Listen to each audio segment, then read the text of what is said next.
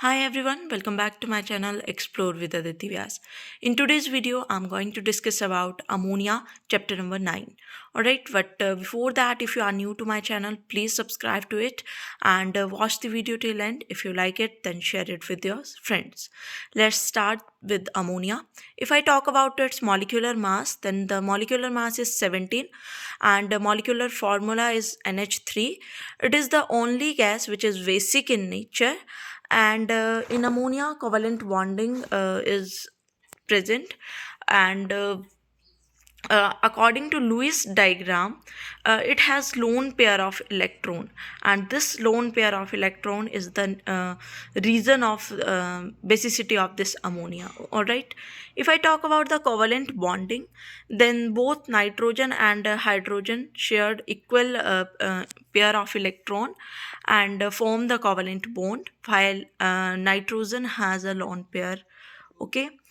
Then come to the occurrence. If I talk about its occurrence, it is present in air in free state and in trace in natural water.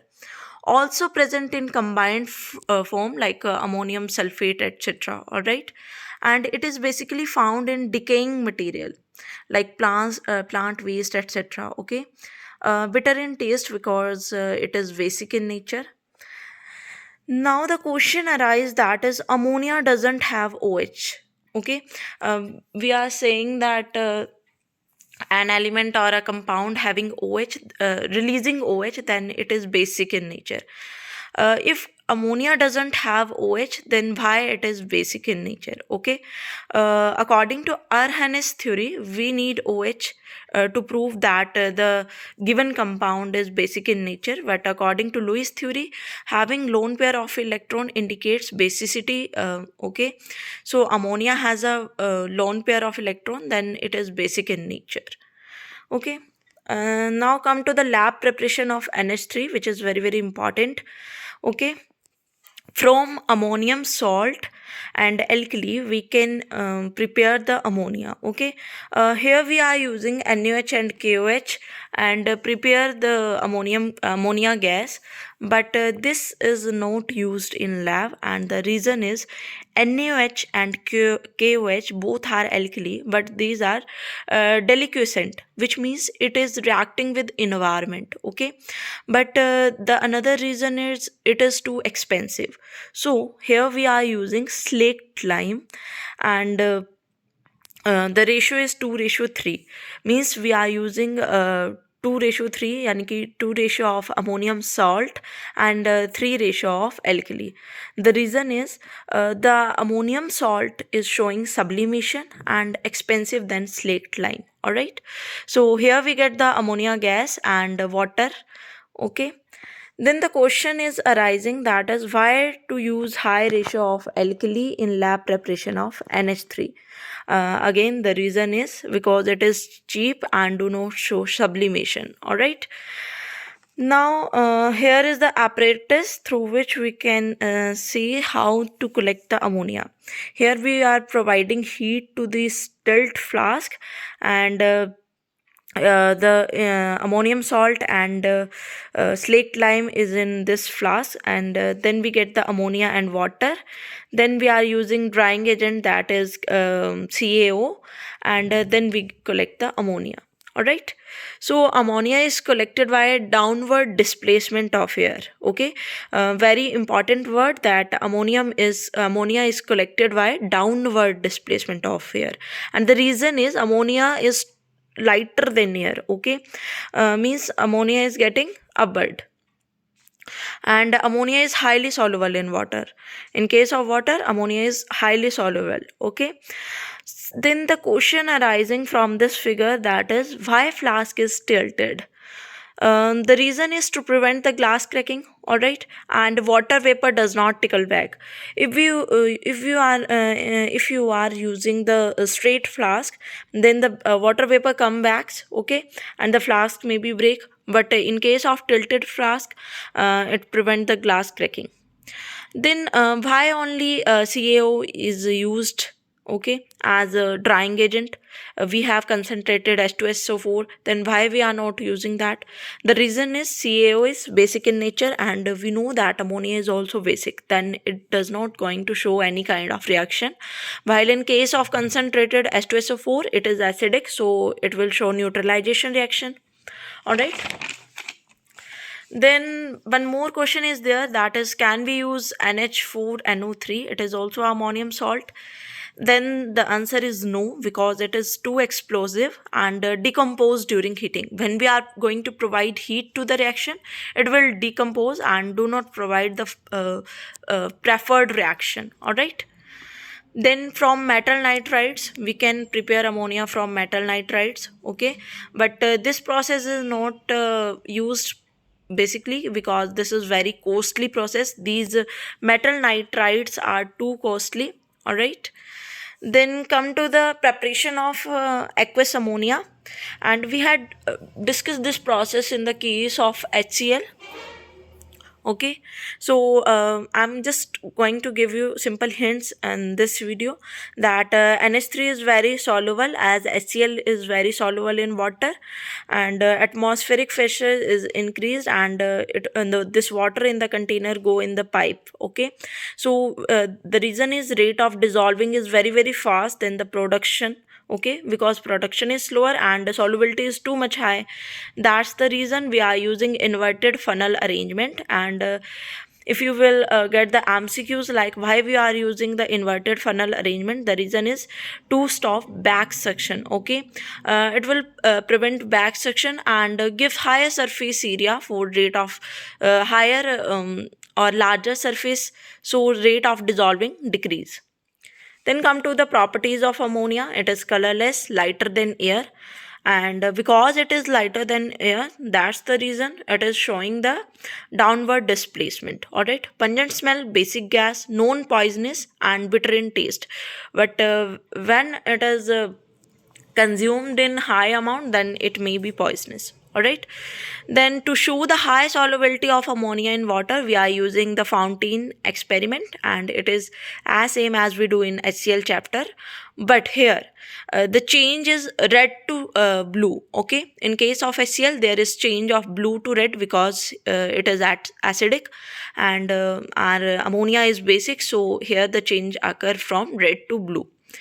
Then the question arise, aqueous ammonia and dry ammonia is basic. How? कैसे दोनों जो हैं वो basic हैं. Okay, so dry ammonia is basic due to lone pair. Okay, while in case of aqueous ammonia it will give OH ions, okay, and turn red litmus to blue. And you have to write this equation here, that whenever aqueous ammonia, which simply means our ammonia is reacting with water, okay, and then form NH4OH, and when because this NH4OH is reversible, it will gives you this ammonium NH4 positive and OH negative. Okay, so you are going to write this equation in this question. All right.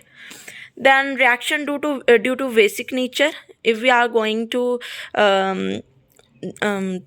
react these dry ammonia with the acid, then it will give dense white fume, and the same reaction we had used to provide HCl, test for HCl, we are doing the same reaction.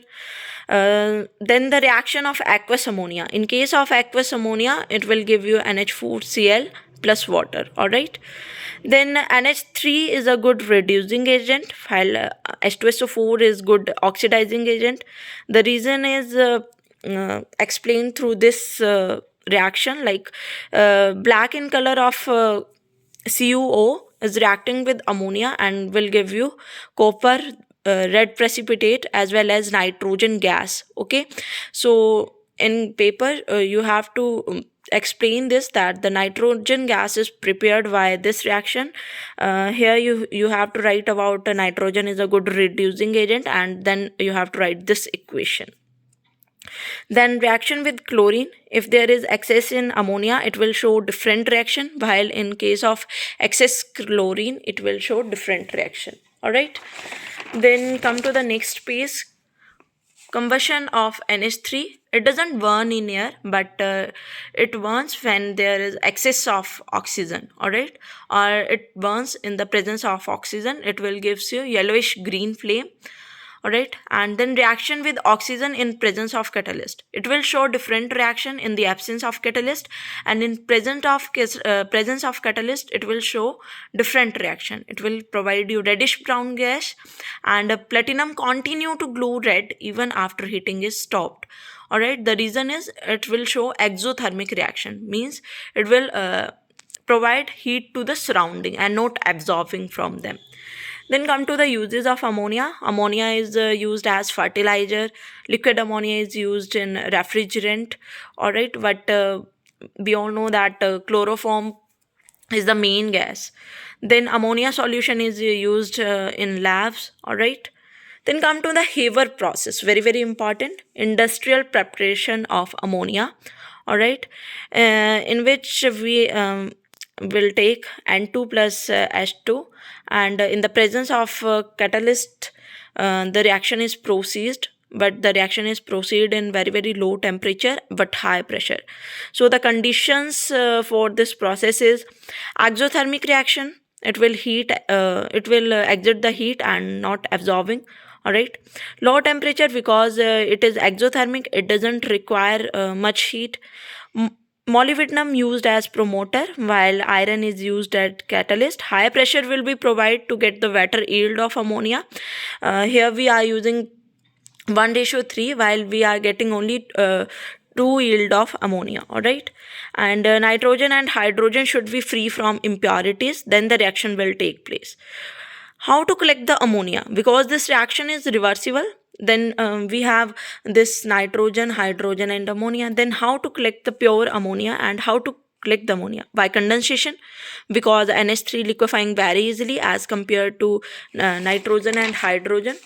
And then the next one is dissolving in water, because NH3 is highly soluble in water as compared to nitrogen and hydrogen, all right. We are getting to know more about this reaction through this figure. We are getting we are getting nitrogen gas from liquid air and hydrogen gas from vast process, all right. Then we have a compression chamber, high pressure, where we are providing high pressure. Then we are using catalytic chamber. Here we are using our catalyst and promoter in the presence of low temperature. Then we are passed it through condensation chamber, cooling of NH3, and get the liquid NH3 here, and the N2 and H2 will remain here. Then come to the Ostwald process. If I talk about the Ostwald process, it is also important, but it was given nitric acid, or it is an industrial method for producing nitric acid, given by William Ostwald in 1902 and getting the Nobel Prize in 1909. So the main chemical reaction in this process are three. Firstly, we have to oxidize the ammonia, means oxidation of ammonia. This oxygen will react with this ammonia and produce nitric oxide plus water in the presence of these catalysts, platinum, all right. Then this nitric oxide further react with oxygen to produce nitrogen dioxide. Now this nitrogen dioxide will react with water, H2O, and produce nitric acid and NO2. Then the overall reaction is ammonia is reacting with whom? With oxygen as well as with water, and then producing this nitric acid.